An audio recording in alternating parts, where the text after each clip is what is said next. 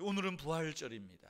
특별히 우리 한국교회의 부활절은 아주 의미가 있는 부활절이기도 합니다. 한국교회에 1880년대부터 선교사들이 들어와서 많은 일들을 하죠. 1883년에 이제 알렌이라고 하는 의료 선교사가 들어와서 여러분 뭐 아시는 대로 제중원이라는 병원을 세우죠. 의사 선교사가 들어온 건 1983년이었어요. 그렇게 암암리에 이제 선교사들의 활동이 있다가 목사 선교사가 본격적으로 들어온 때가 1885년 4월 5일입니다. 이때가 부활절 아침이었습니다. 아펜젤로와 언더우드 선교사가 1885년 4월 5일 부활절 아침에 인천 연안부두에 내리면서 그야말로 암흑기 가득하고 복음의 생명이 없는 이 땅에 그들이 복음을 전했던 거죠. 언더우드의 기도에 보면 그런 기도가 있어요. 주님, 이 땅에 아무것도 보이지 않습니다. 사람들의 속내를 알 수 없습니다. 그야말로 이 땅은 어두움의 나라입니다. 아주 한탄하는, 어떻게 보면 그야말로 답답해하는 20대 젊은 선교사의 기도가 있습니다.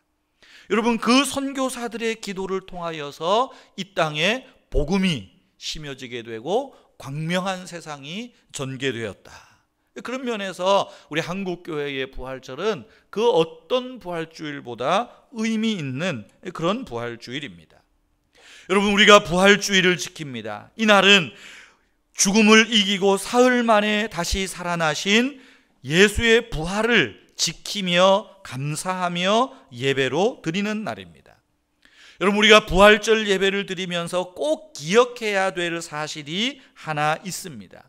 그래서 제가 부활절 설교 때마다 자주 언급하는 이야기인데, 예수 그리스도의 부활은 역사적 사실이라는 거예요. 예수 그리스도의 부활은 역사적 사건이요 역사적 진실이라는 것입니다.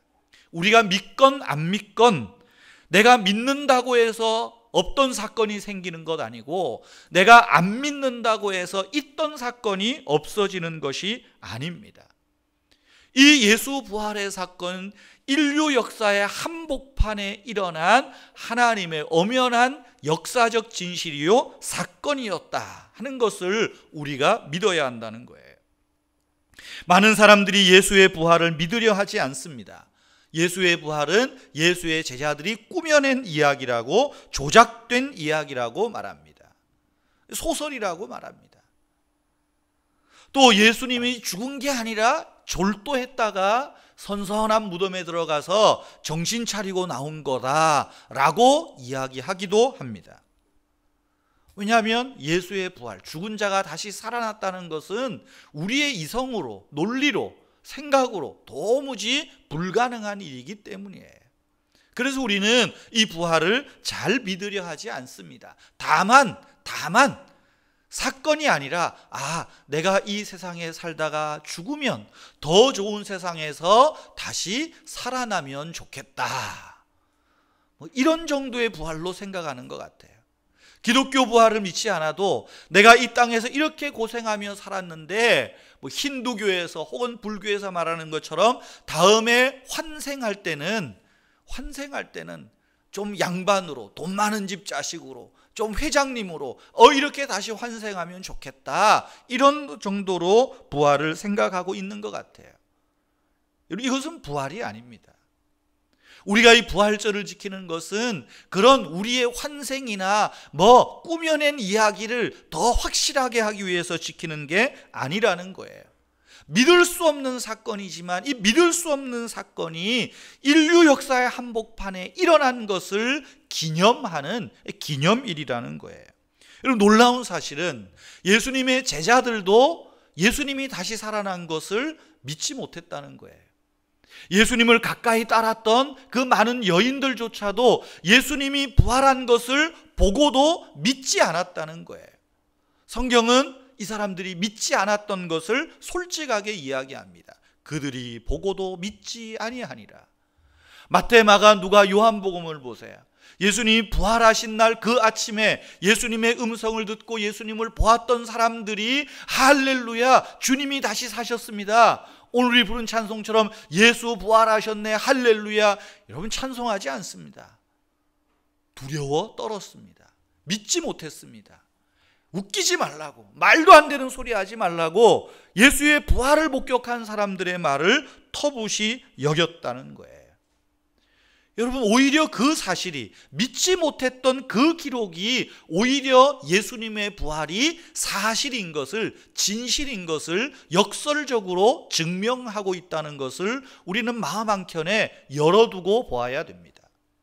여러분, 성경은 예수님의 죽음이 먼저, 부활하기 전에 먼저 죽었던 그 죽음의 증인을 소개하고 있습니다. 누가 증인입니까? 예수님의 제자들이 증인이라 그러면 에이 다 그 나물의 그 밥이라 그러겠죠? 여러분 보세요. 아리마대 사람 요셉이라는 사람이 있었어요. 이 사람도 예수님의 가르침에 감명을 받았지만, 그래서 예수님을 따라다녔지만, 괜히 내가 예수 믿는다 그러면 유대 사회에서 자기가 가지고 있던, 요즘으로 말하면 국회의원 자리에서 밀려날까 싶어서 숨기고 있었어요. 그런데 예수님이 십자가에서 죽은 것을 보고 용기를 냅니다. 그리고 빌라도에게 가서 말해요. 예수님의 시체를 달라고. 내가 장사 지내겠다고. 아리마대 사람 요셉이 예수님의 시신을 거두어다가 세마포에 싸서 자기의 무덤에 장사 지냈습니다. 아리마대 사람 요셉은 예수님의 죽음의 증인입니다. 여러분, 빌라도가 아리마대 사람 요셉이 와서 예수의 시체를 달라 그러니까 어때요? 선뜻 내주겠어요? 백부장을 부릅니다. 백부장이란 요즘으로 말하는 중대장이에요. 중대장을 불러서 저 십자가에 못 박아 죽인 예수가 죽었나 안 죽었나 확인해 보고 와라. 가서 봅니다. 백부장이 가서 보고는 빌라도에게 와서 보고합니다. 예, 예수라는 자가 죽었습니다. 확실히 죽었냐? 죽었습니다. 확인 사살까지 했습니다. 그래? 그러면 그 예수의 시체를 저 사람에게 내주어라. 당시에 백부장이 예수 죽음의 증인입니다. 빌라도가 예수 죽음의 증인입니다. 여러분, 뿐만 아니라 아리마대 사람 요셉이 장사를 지낼 때 그 무덤가에까지 가서 장사 지내는 걸 본 여인들이 있어요. 막달라 마리아라는 여인이 있고, 요새의 어머니, 즉 예수님의 어머니예요. 그 마리아가 그 목격자예요. 죽음의 목격자입니다. 죽음의 증인이 있다는 거예요. 뿐만 아니라 성경은 역사적 사건을 어떻게 말합니까? 예수가 다시 부활하신 이 사건에 부활의 증인이 있다는 거예요. 여인들이 예수님이 장사 지낸 것을 보고 안식 후 첫날에, 왜냐하면 안식일 날에는 그런 일을 못하게 되어 있거든요. 그러니까 안식 후 첫날에, 오늘날로 말하면 주일 이른 새벽에 무덤을 찾아갑니다. 부활하신 주님을 만나기 위해서 간 것이 아니에요. 예수님의 장례가 너무 허접하게 지내졌기 때문에 거기에 좀 향료도 바르고 향품도 넣기 위해서 무덤을 찾아가는 겁니다. 가면서 고민하죠. 장정 10사람은 있어야 저 무덤의 동굴에 돌문을 밀어 제낄 수 있는데 어떻게 하면 좋을까? 내가 갔더니 문이 열려 있어요. 들어가서 보니까 예수님의 시체가 없는 겁니다. 그래서 깜짝 놀라서 두려워하고 그 자리에 앉아서 울고 있는데 천사가 나타나서 말하죠. 이 무덤은 비었다. 예수가 여기 계시지 않고 그가 말씀하시던 대로 다시 살아나셨느니라. 여러분, 이 말을 듣고 여러분, 이 여인들이, 막달라 마리아와 다른 마리아들이 찬송했을까요? 그렇지 않아요. 마가복음 16장 8절에 보면 그들이 몹시 놀라 떨며 나와 무덤에서 도망하며 서로에게 아무 말도 하지 못하더라. 몹시 놀라 떨며 무덤에서 나와 도망하듯 나아갑니다. 근데 이게 너무 무서워서 서로에게 아무 말도 못했다는 거예요. 무슨 말일까요? 있을 수 없어. 믿을 수 없어. 아니, 믿겨지지가 않아. 못 믿겠다. 그 말이에요. 만약에 제가 예수님에 대한 일대기를 소설을 쓴다면 이런 식으로 복음서를 쓰지 않을 것 같아요. 어떻게 쓸까요? 예수님은 생전에 내가 죽고 다시 살아날 것이라 몇 차례 이야기했어요. 그랬다면 아마 이렇게 쓸 수 있을 거예요. 예수님이 죽은 다음에 이제 그 다음날 안식일에 제자들이 모여서 이런저런 고민을 이야기를 할 거예요. 야야, 우리 선생님이 그렇게 자주 이야기한 게 있잖아. 내가 죽을 것이지만 사흘 만에 다시 살아나리라. 내일이 그날인데 우리 한번 무덤에 가봐야 하지 않을까? 그분이 말씀하시던 대로 정말 살아났는지 어떻게 알아? 아니, 안 살아났다 해도 손해볼 거 없잖아. 여러분 10명의 제자 중에 11명의 제자 단 한 명이라도 여러분 좀 이런 이야기를 하고 좀 극적으로, 그래서 우리는 믿지 못하고 무덤을 갔지만 세상에나 무덤이 비어 있었도다. 과연 그가 말씀하시던 대로 살아났도다. 이분이 참 메시아다. 뭐 좀 제자들이 이렇게 얘기해야 좀 극적이지. 숨어 있고 말이죠. 남자들은 숨어 있고 그나마 여자들이 무덤에 가요. 그래서 예수 믿는 사람도 보면 남자들은 다 시원찮아요. 목사가 장로가 남자라 그래도 시원찮습니다. 여자들이, 교회 일도 여자들이 다 하지 남자들 별 볼 일 없어요. 또 남자들 실망하실라. 성경이 그렇단 얘기요. 좀 이렇게 얘기해야 돼. 근데 보세요. 여자들이 와서 이야기하고 쫓아갔는데도 보고도 믿지 못해요. 야, 웃기지 마. 조용히 해. 괜히 너 그따구리 입 떠들었다가는 우리가 감옥에 들어갈 수 있어. 이 남자들이에요. 더욱이 여자들이 이야기해요. 여러분, 당시 고대 사회에서 여자들의 증언은 법적 효력이 없어요. 그러니까 어떤 사람은 예수의 부활을 여자들이 보았다, 이것조차 믿지 못하겠다는 사람도 있어요. 그러나 보세요, 성경은 역설적인 진리예요. 사람들이 증거로 채택하지 않는 사람들의 증거를 확실하게 이야기합니다. 더더욱 중요한 건 뭘까요? 막달라 마리아든 예수님의 어머니 마리아든 야고보의 어머니 마리아든 이 여인들의 이름을 몇 번씩이나 죽음의 자리에서도 십자가의 자리에서도 이름을 계속 기록해 놓은 건 어떤 의미가 있을까요? 마태나 마가나 누가나 요한이 이 여인들의 이름을 기록한 건 어떤 의미가 있을까요? 복음서를 기록할 때 적어도 그 여자들이 살아있다는 거예요. 무슨 말입니까? 그대들이 내 말을 못 믿겠으면 마리아에게 가서 물어봐. 아리마대 사람 요셉에게 찾아가서 물어봐. 그 사람들은 예수의 죽음을 보았어. 예수가 살아난 걸 보았던 사람이야. 내 말 못 믿겠으면 가서 물어봐. 그런 의도를 가지고 성경에 세밀하게 썼다는 것입니다. 오늘날 우리 그리스도인들조차도 부활을 추상적 진리로만 생각합니다. 부활의 사건은 없고 부활의 신앙에 대한 믿음만 팽배합니다. 부활을 논리적으로, 교리적으로, 철학적으로 생각해서, 과학적으로 생각해서 역사적 사건으로, 역사적 사실로 받아들이지 않는데 문제가 있다는 거예요. 그러나 여러분, 우리가 이 부활절을 지킴에 있어서 꼭 기억해야 될 것이 있습니다. 이 부활절은 역사적 사건이라는 거예요. 하나님의 사건이기에 역사적 사건입니다. 그 역사적 진실이었다는 거예요. 예수가 참 구세주인 것을 알게 하기 위해서. 여러분, 예수님 당시에도 메시아 운동이 많이 일어났어요. 사람들이 저마다 일어나서 내가 메시아라고, 내가 구원자라고 좋기 열댓 명은 된다고 그래요. 그런데 다 사라져버리고 말았습니다.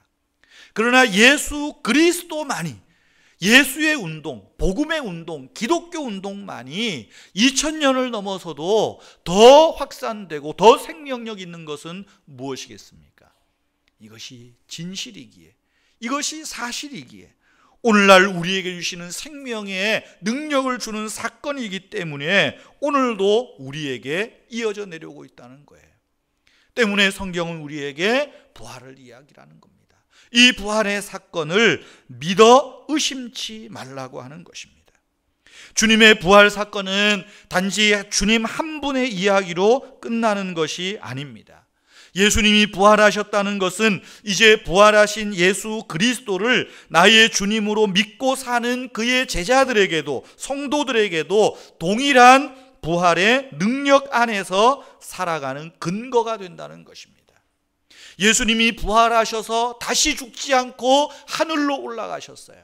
이제 우리도 이 땅에서 살다가 죽을 것이지만 그리스도께서 다시 살아나신 영원한 신령한 몸으로 다시 부활하여 하나님 나라 보좌에 예수 그리스도가 계신 그 나라에 가는 부활의 능력 안에 살게 된다는 것을 믿고 살라는 것입니다. 내가 살았으니 너희도 살 것이라는 거예요. 내가 부활하였으니 너희도 부활할 것이라는 것입니다.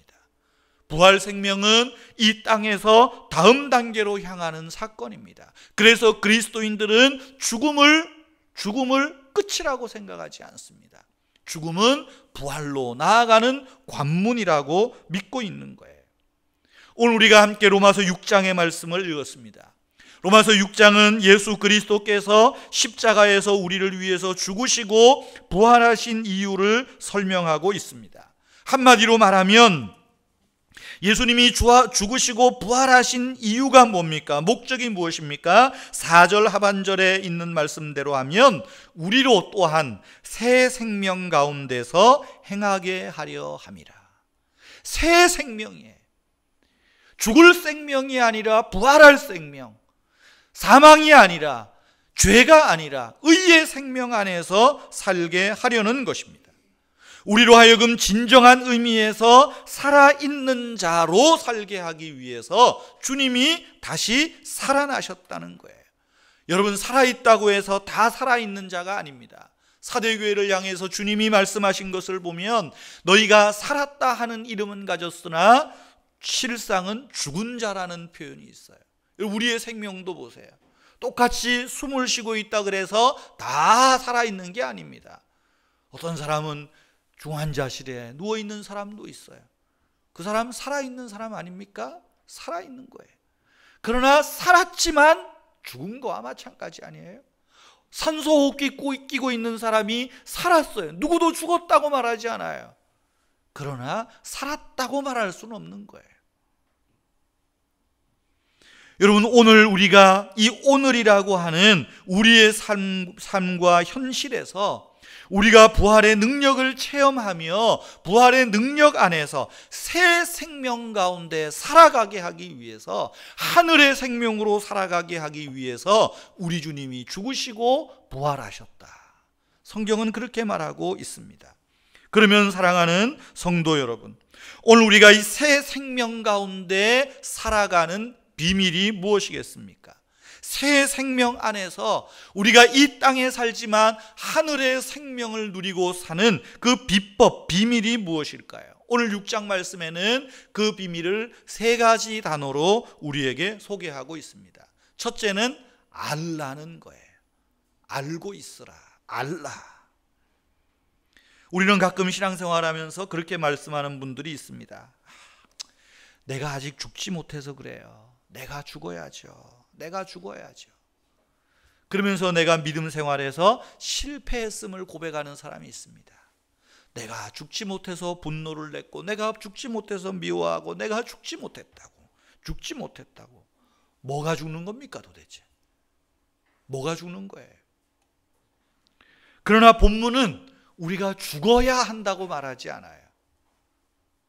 이미 죽었다고 말하고 있습니다. 예수 믿는 사람은 이미 죽었다고 말하고 있어요. 2절 3절 말씀을 한번 보시기 바랍니다. 2절 3절 다시 보시면 죄에 대하여 죽은 우리가, 뭐라고요? 죄에 대하여 죽은 우리가 어찌 그 가운데서 더 살리요? 무릇 그리스도 예수와 합하여 세례를 받은 우리는 그의 죽으심과 합하여 세례받은 줄을 알지 못하느냐. 여러분, 여기 세례라는 말이 나오죠. 예수를 믿고 고백할 때 우리는 세례를 받습니다. 세례라는 말은 다른 말로 하면 오늘 본문에 있는 말씀대로 합한다는 말이에요. 내가 예수를 믿습니다, 그래서 예수의 이름으로 세례를 받습니다 라고 하는 것은 내가 예수님과 연합합니다, 예수님과 합합니다 라는 신앙 고백이에요.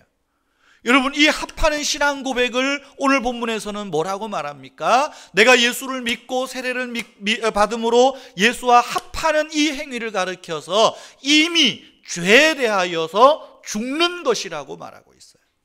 이미 예수 죄에 대하여 죽은 것이라 말하고 있는 것입니다.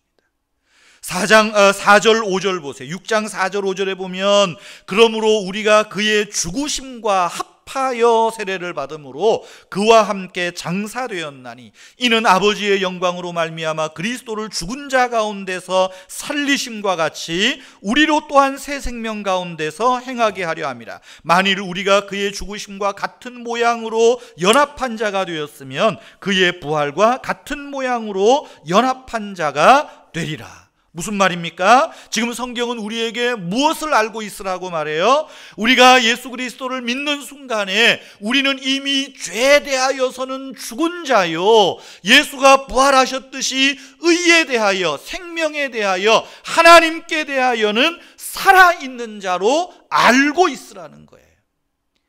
여러분, 죽지 못했다고요? 아니요, 죽었습니다. 근데 자꾸만 죽었는데 또 죽으려고 하니까 문제가 되는 거예요. 이미 죄에 죽었다고 이야기하고 있어요. 예수님이 우리를 대신하여 죽으신 것이라면 그의 죽음은 나의 죽음이라는 거예요. 예수님이 죽으셨다가 다시 부활하셨다면, 우리가 예수의 죽음을 믿는다면 다시 우리도 주님과 함께 살아난 것이라는 거예요. 이것을 알라는 것입니다. 그래서 사도 바울은 말하는 거예요. 어찌하여 알지 못하느냐. 알지 못하니까 맨날 실패해요.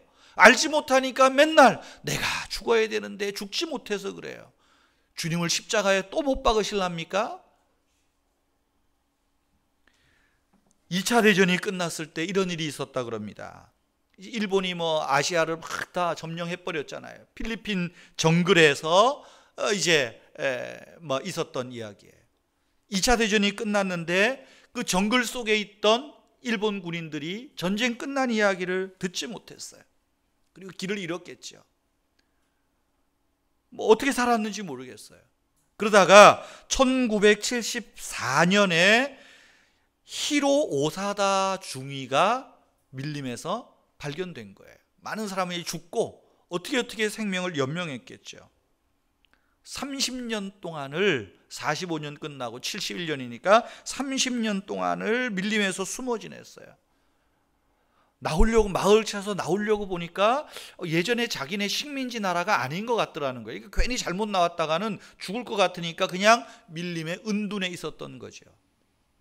왜 은둔에 삽니까? 전쟁이 끝난 걸 모르기 때문에, 몰랐기 때문에 그래요. 전쟁 끝난 걸 알았으면, 비록 자기 나라가 패전했더라도 알았더라면 30년 동안 숨어 살 일이 없잖아요. 나오겠죠. 포로 수용소 갈 수 있어요. 그러나 국제법으로 나오겠죠. 자기 나라에 갈 겁니다. 30여 년을 무려 은둔하고 살았다. 어처구니 없는 일입니다. 이유는 하나입니다.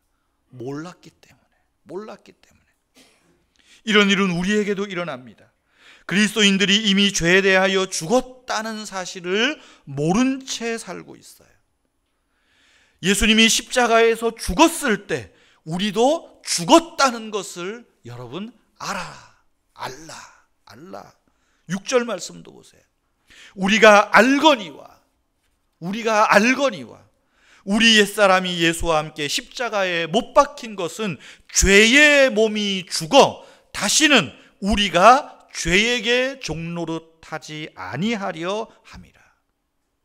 사랑하는 성도 여러분, 저와 여러분은 죄에 대하여 이미 죽었다는 것을 기억하시기를 바랍니다.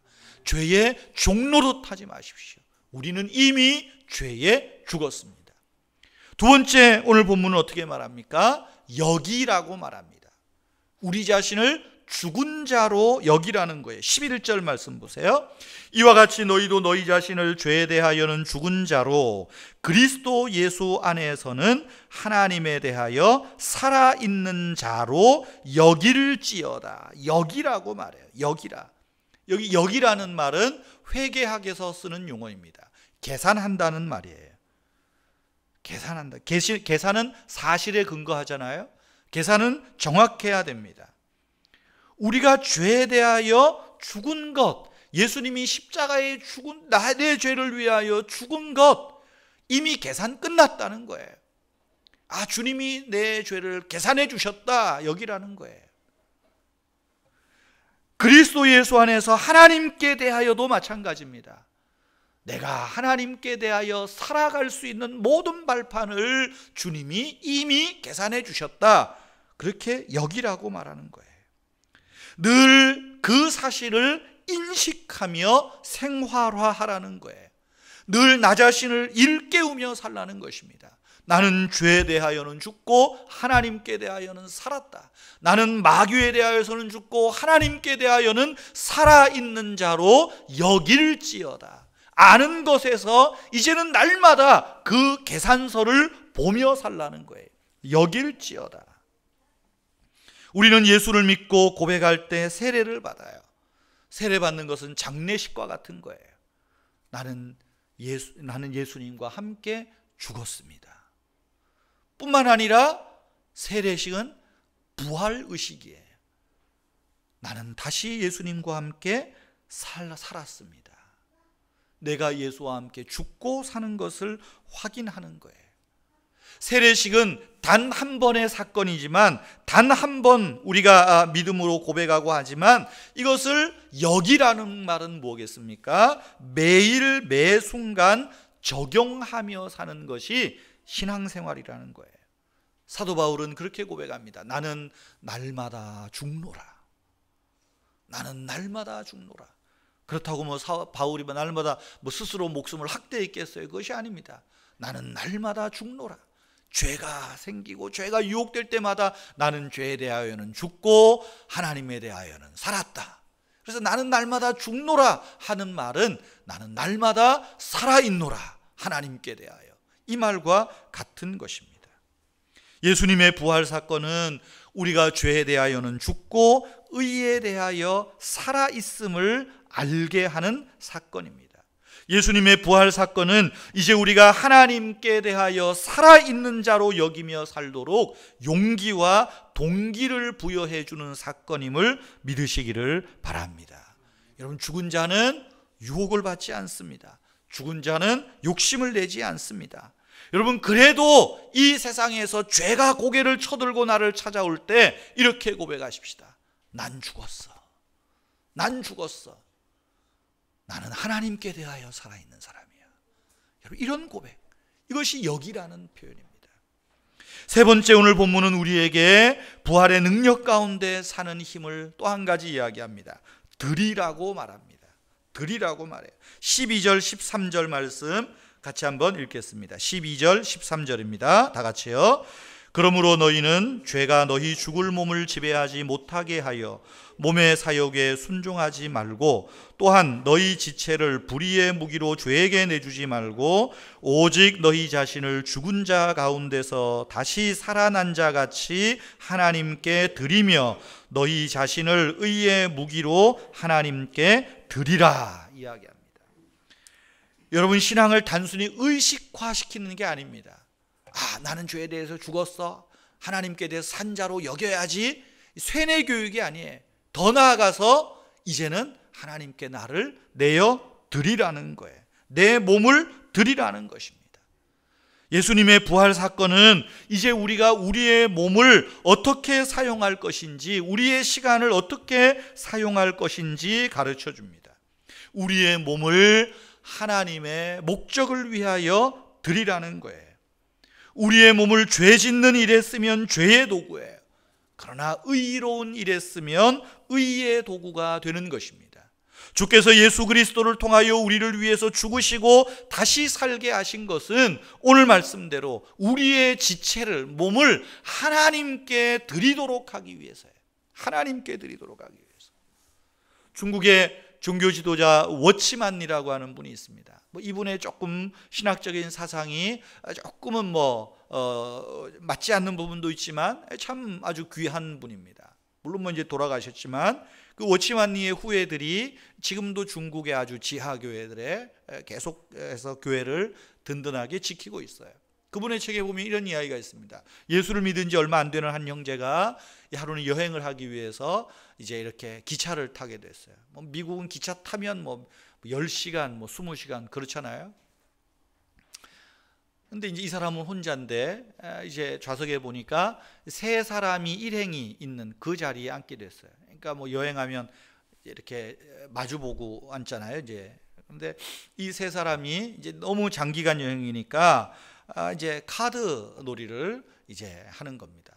그러면서 앞에 앉아 있는 이 그리스도인 형제에게 우리 한참 가야 되는데 우리 같이 카드 게임하고 좀 갑시다.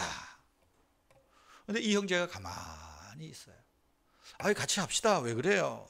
그랬더니 이 형제가 저는 카드 놀이를 하지 않겠습니다. 정중하게 사양을 해요.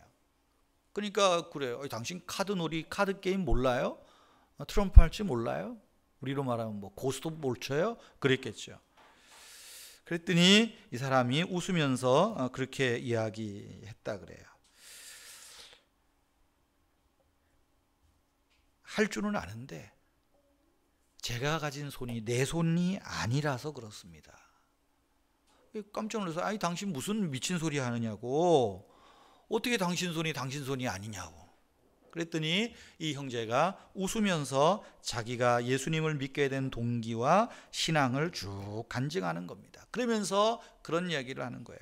이제는 내 자신의 몸이 주님의 몸이기 때문에, 내 안에 주님이 사시기 때문에 내 손이 주님의 손이 되었는데 아무래도 주님의 손을 가지고 카드 놀이 하는 것은 주님이 기뻐하지 않을 것 같다고. 그래서 저는 하지 않겠습니다. 정중하게 사양을 했다 그래요. 아주 의미 있는 이야기라고 생각을 합니다. 더 나아가서 여러분, 우리가 하나님 앞에 우리의 몸을 드린다는 것은 하지 않는 것이 능사가 아니죠. 거룩은 무엇을 안 하는 것만이 아닙니다. 우리는 손으로든 입으로든 죄를 짓지 말아야 됩니다. 그러나 더 적극적이어야 돼요. 더 중요한 것은 우리의 손으로, 입으로, 몸으로 하나님의 일을 적극적으로 해야 한다는 것입니다. 그래서 성경은 말하는 거예요. 너희의 지체를 의의 무기로, 의의 악기로 하나님께 드리라는 거예요. 기독교에 대해서 불만 있는 사람이 있어요. 교회는 나오면서도 늘 불만이에요. 왜 그러냐고.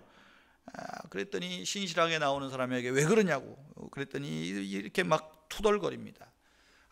교회는 기독교는 너무 사람을 올까맨대요. 왜?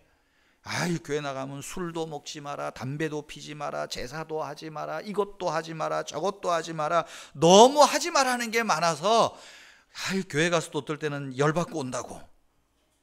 우리 중에도 그런 분 많죠. 근데 저는 또 너무 하지 말라는 말을 많이 안 해서 너무 많이 하시는 것도 같아서 문제지만 그래. 그러니까 이 신실한 친구가 가만히 듣더니 이렇게 대답을 합니다. 하나 내가 자네에게 묻겠네. 물어보라고. 여기 1,000만 원짜리 피아노가 있다고. 요즘 이런 피아노 살려면 1,000만 원 갑니다. 이 그랜드 피아노. 근데 이 1,000만 원짜리 피아노가 있는데 이 1,000만 원 피아노를 당신 집에서 도마로 사용할 수 있겠나? 이 1,000만 원짜리 피아노 위에다가 도마 올려놓고 파 썰고 양파 썰겠나? 안 썰겠나? 이 사람 미친 소리 하고 있어. 그런 놈이 어디 있어 세상에. 그렇지? 그럴 사람 없겠지? 또 묻습니다. 그렇다면 자네가 가지고 있는 최고급 양복을 가지고 당신 자네 신발이 더럽다고 그 양복 소매깃으로 구두 닦겠나 안 닦겠나? 얘가 점점 미친 소리 하네. 세상에 그런 놈이 어딨어. 휴지로 닦든지 아니면 구두 닦는 사람한테 주겠지. 그렇지? 또 하나 묻자. 비싼 도자기가 있는데 그 비싼 도자기 가지고 자네 밥그릇으로 쓰겠나? 얘 완전히 돌았구만. 그 말 같지도 않은 소리 자꾸만 하느냐고. 근데 왜 자꾸만 자네 이렇게 곤혹스러운 질문을 하는가? 이렇게 대답을 물었어요. 그랬더니 이 신실한 친구가 이런 이야기를 합니다. 예수 믿는 사람들의 몸은 온 세상보다 귀한 몸 아닌가? 예수님이 이 내 몸뚱이, 이 몸뚱이를 하나님께서 사용하시겠다고 우리 죄를 위해서 죽으시고 다시 부활하셨는데 우리의 몸이 얼마나 귀중한가? 내가 얼마나 귀중한가? 그런데 이 귀한 몸에 술을 부어서 술 항아리를 만들고 연기를 내뿜는 굴뚝으로 만들면 그 세상의 주인이 좋아하겠나 안 좋아하겠나? 존귀한 것은 존귀하게 사용해야 이게 맞는 거 아닐까? 그 말에 아무 소리도 못했다 그래요. 사랑하는 성도 여러분, 우리의 몸을 하나님께 드려보십시다. 의의 무기로 드리십시다. 주님이 우리를 위하여 귀하신 몸을 십자가에 내주셨는데 우리는 주님을 위해서 무엇을 내드리겠습니까? 내가 가진 것, 나의 몸을 주께 드려야 되지 않겠습니까? 예배하는 일에 여러분 몸을 드리십시오. 전도하는 일에 여러분 몸을 드리십시오. 기도하는 일에 여러분의 몸을 드리십시오. 영혼을 돌보는 일에 몸을 드리십시오. 사도 바울은 고린도전서 15장 58절에서 말하죠. 그러므로 내 사랑하는 형제들아 견실하며 흔들리지 말며, 이 말은 부활 사건에, 부활 믿음에 흔들리지 말고 서 있으라는 겁니다. 항상 주의 일에 더욱 힘쓰는 자들이 되라. 이는 너희 수고가 주 안에서 헛되지 않은 줄을 알미라 말씀하고 있습니다. 사랑하는 성도 여러분, 십자가 앞으로 나오십시오. 우리의 죄를 위하여 죽으신 그리스도를 바라보십시다. 그리고 그리스도께서 다시 부활하신 그 부활의 사건을 믿고 의지하십시다. 주님께서 내 죄를 위하여 죽으셨음을 아십시오. 그리스도께서 나를 하나님 앞에 살게 하기 위하여 다시 살아나심을 아십시오. 그리고 그 하나님 앞에 생명으로 내어드리며 하나님 앞에 우리의 몸을 내어드리는 귀한 믿음의 삶이 우리 안에 있기를 주의 이름으로 축복합니다.